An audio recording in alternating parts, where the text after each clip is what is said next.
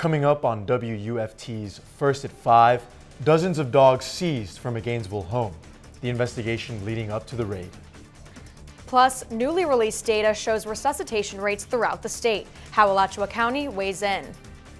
And a cool down across north central Florida seemingly overnight. The UF weather team is tracking how long this will last. First at 5 starts now. First at 5.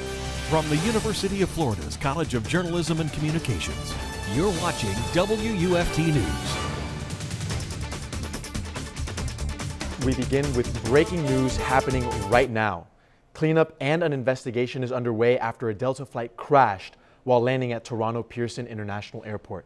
This is a live look at the scene where you can see the plane is upside down.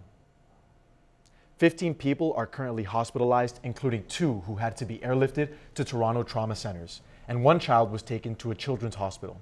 This is First at 5. I'm Bernardo Montas. And I'm Kirsten Maselka. Here's what we know right now about the crash. There were 80 people on board the plane from a flight that originated from Minneapolis. The FAA says they are not sure what caused the crash, but something caused the plane to flip and catch fire. At the time the crash took place, it was snowing and winds reached 40 miles an hour on the ground. The Transportation Safety Board of Canada is leading the investigation. In other news, closer to home, dozens of dogs are with Animal Services after Alachua County SWAT teams raided a downtown Gainesville home just hours ago. That's right. Deputies say no arrests have been made at this time, but 2 men were taken for questioning. Our Nicole Beltran is at the scene where the raid unfolded, breaking down the investigation. Behind me on this property, we're told 15 dogs were found and potentially subject to animal abuse. Law enforcement is currently clearing out the scene, and I'm told this process could take all day. Several agencies teamed up to raid a downtown home suspected of animal abuse. The raid stems from neighbors' concerns over illegal activity at the home on Southwest 1st Street near Main Street. County Communications Director Mark Sexton tells me a photograph showing animal mistreatment led to law enforcement issuing a warrant to investigate. There was some specific photographic evidence that provided proof that animal abuse was happening. Some very emaciated animals, and that was what I think that was the straw that broke the camel's back.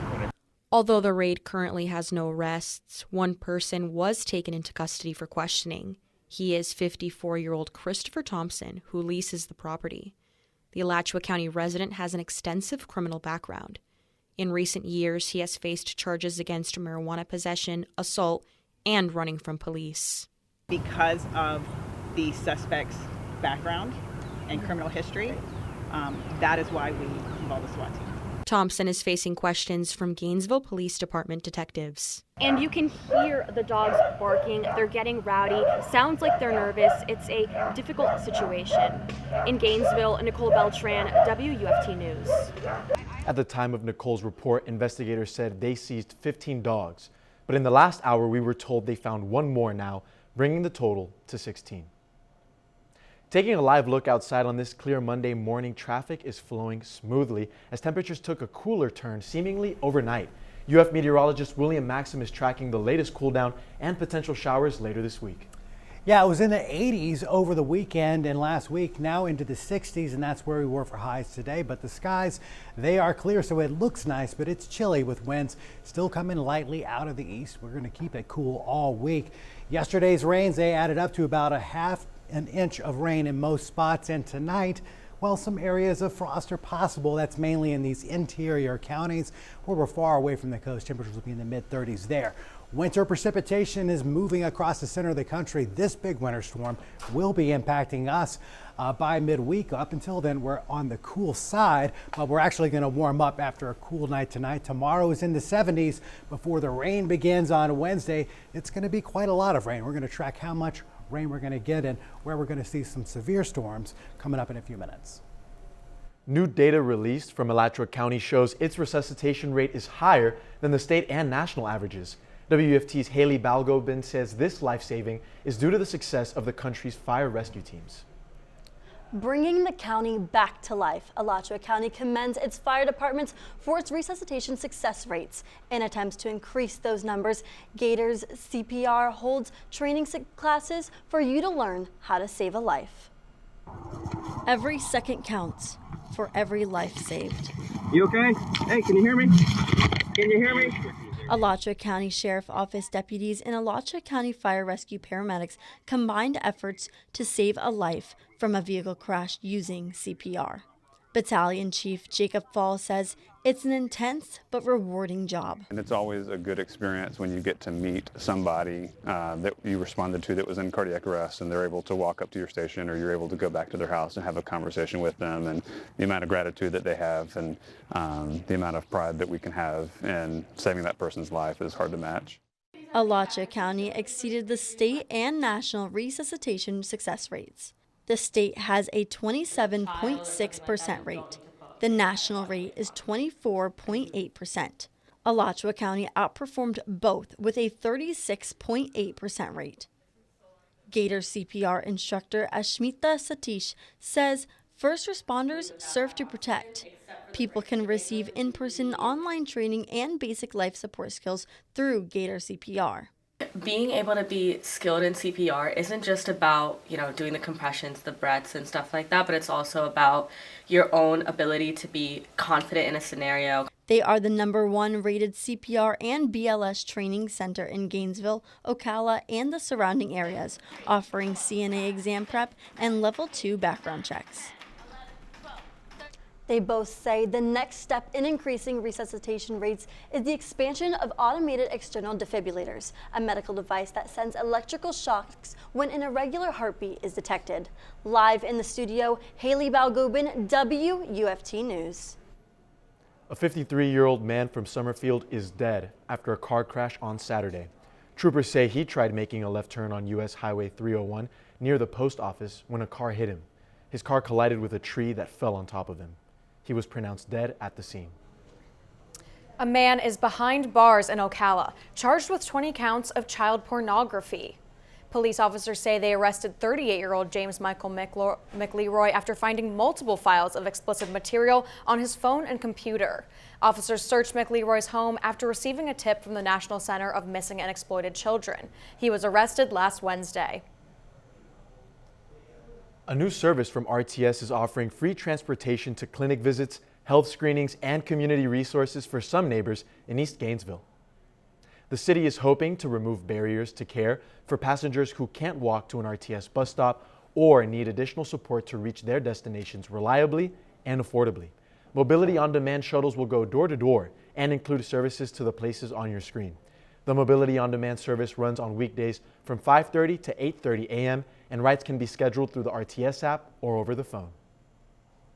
In just under an hour, Union County Commissioners will vote on a resolution that would prohibit smoking in public parks. Commissioners say prohibiting smoking and vaping in county parks is in the best interest of the health, safety, and welfare of the people of Union County. Gainesville enacted a similar policy back in 2016 that included a fine for anyone who violates the ordinance. Hundreds met in the streets in Gainesville to make their voices heard this President's Day. Crowds of protesters joined in solidarity on University Avenue and Main Street. They voiced concerns, held signs, and chanted as a part of nationwide demonstration led by the 50-51 movement. The event, nicknamed No King's Day, has major cities all over the country joining in. The purpose is to speak out over the current Trump administration and other grievances. We are here to protest and say we don't want this man. We don't want his administration. This is the second organized protest by 50-51. The first one on February 5th estimated nearly 80 protests across 88 cities. Make sure to keep your eyes on the road, especially in school zones. Gainesville police are ramping up traffic stops in school zones, focusing on drivers caught with phones in their hands. GPD made nearly 30 stops on Friday for texting and driving, plus at least one arrest. When driving, be sure to always stay alert and keep your hands on the wheel. And in other news, neighbors living near Citizens Field are invited to share their thoughts about the city's plan to bring new life to the stadium. Project leaders will also discuss a facelift for the Northeast 8th Avenue and Waldo Road intersection. The revitalization project meeting is happening at the Martin Luther King Jr. Multipurpose Center on Northeast 14th Street tomorrow. The meeting starts at 5:30 p.m. Coming up on First at 5, celebrating Black History Month throughout Gainesville and the University of Florida. Plus, a new Florida Attorney General sworn in, the plans he has for the new role, and how long he'll be in office after the break. You're watching WUFT-TV News. Just hours ago, James Uthmeier was sworn in as Florida's newest Attorney General. He replaces now Senator Ashley Moody, who assumed the role after Marco Rubio was appointed Secretary of State. Uthmeier previously served as the governor's chief of staff, and he says he'll approach the office with a, quote, America First agenda that fights drug cartels and maintains DeSantis' approach to government. I will endeavor every day to do what is right and to levy justice where it is due. No empty rhetoric, no posturing, no excuses. Uthmeier has worked in the governor's office since 2019, though he took a leave of absence to run DeSantis' unsuccessful 2024 presidential campaign. He will serve until the end of the Attorney General's current term in 2026 and will be eligible to run for 2 additional 4-year terms. The University of Florida's Black Student Union is organizing events throughout February to celebrate Black History Month. The organization also hopes the events bring awareness to DEI initiatives. The Black Student Union serves as a voice for issues affecting students on campus. One possible challenge, concerns surrounding the possible elimination of DEI. BSU Assistant Treasurer Donovan Francois says having these events helps inspire and educate students on Black history. It definitely has created more of a drive for students, and they've become more passionate about the different programs that they're putting on throughout the month because they want this to be an even bigger impact than just on the University of Florida campus. You can join tonight's event, Echoes of Our Stories, at the Alpha Kappa Alpha Sorority Incorporated at 6 p.m. Just hours ago, the Department of Children and Families launched a new website to help connect families with information about the adoption process. The new Adopt Florida website aims to create a connection between families and the Florida Adoption Information Center. Families have access to orientation and preparation classes to learn about the adoption process and can create a personalized plan for their journey. There are also links to help families through the transition after adopting a child. Low pressure coming out of the Rockies is the next big winter storm across the south. We'll talk about Florida impacts next.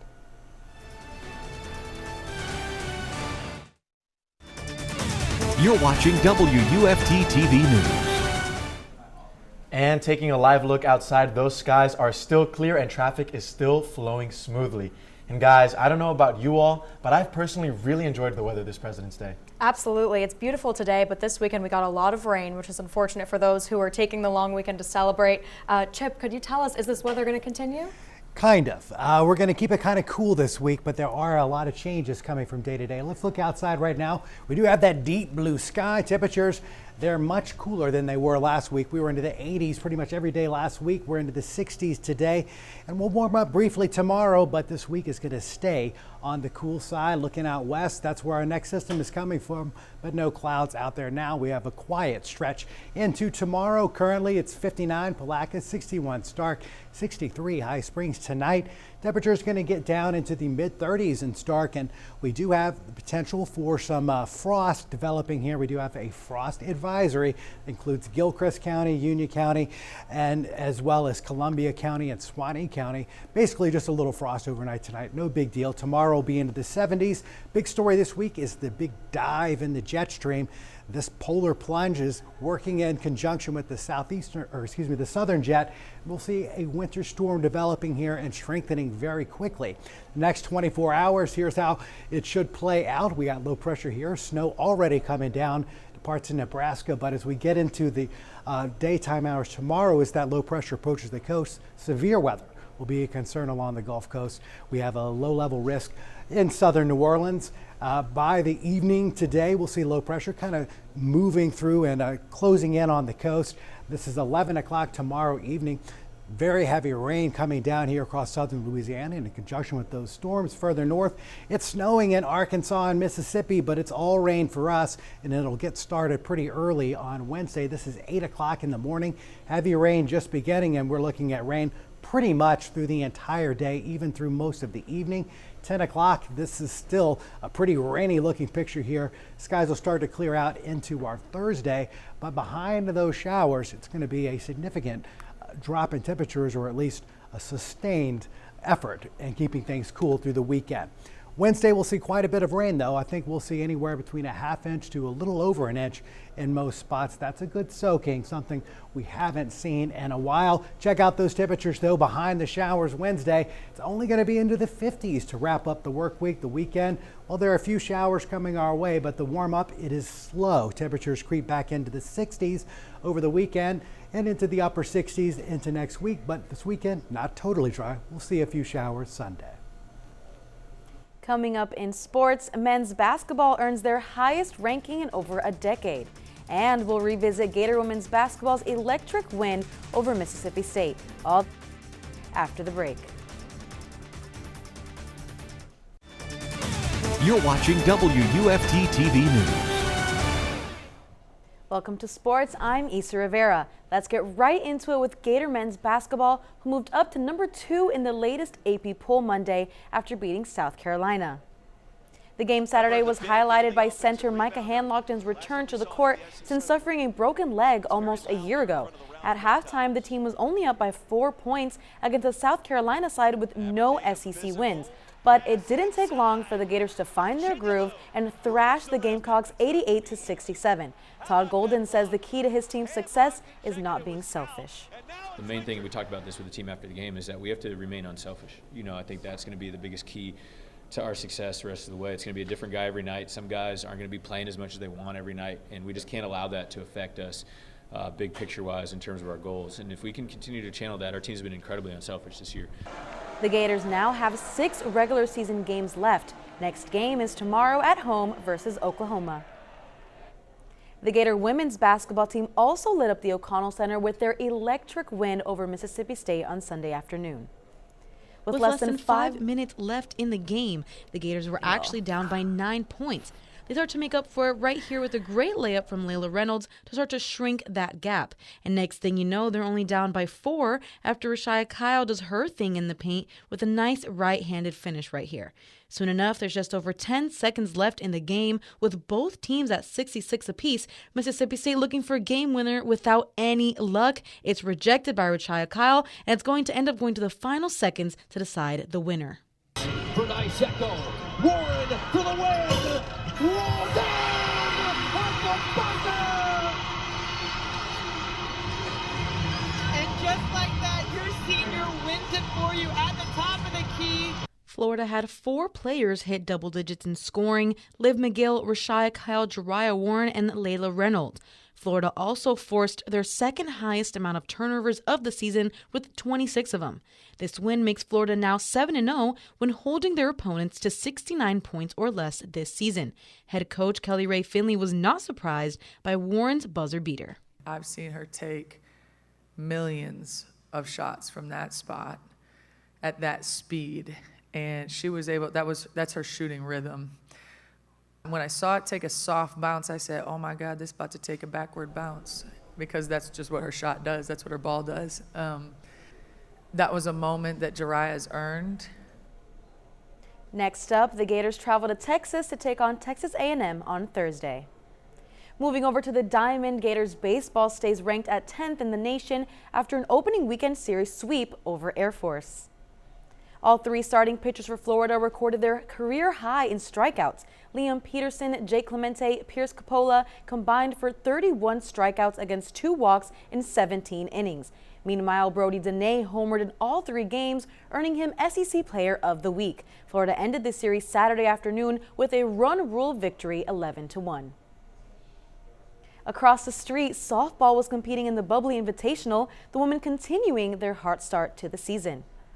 The Gators won most of the Invitational, including 2 run rule victories over Duke and Binghamton. However, the opening season win streak ended against number 14 Duke in the last game of the Invitational yesterday. In the loss, sophomore Keegan Rothrock gave up her first earned runs of the season, ending a streak of 34 2/3 innings pitched. To wrap it up, Gator Swim and Dive is currently in Athens, Georgia at the SEC Swim and Dive Championships. Gators are looking for their 3rd SEC title sweep. Wow, well, if the last week has told us anything, the Gators are on a winning streak. So I hope it's the same for our Gators in Athens competing for the swim and dive championships. I know all of us in Gainesville would love to see them bring home a win as well. And what better place to do it than in Athens, Georgia for the Gators, am I right? But enough about Georgia and more about Florida. What weather can we expect, Chip? Yeah, it's going to feel pretty chilly over the next 12 hours or so. We got temperatures into the 30s in Suwannee County, Gilchrist County, Union County, Columbia County. That's going to be cool enough for some frost overnight tonight. Then tomorrow, well, it's going to be the warmest day of the week into the 70s, but that's it. We're going to be rainy on a Wednesday, and after that, very cool through the rest of the week, only into the 50s through Friday, the weekend, getting closer to average, but we're still below average into the 60s both days. Thanks, Chip, and thanks for joining us. We're back here tomorrow for another edition of First at 5. But your North Central Florida news is always on at WUFT.org and on all our social media platforms. Have a good night.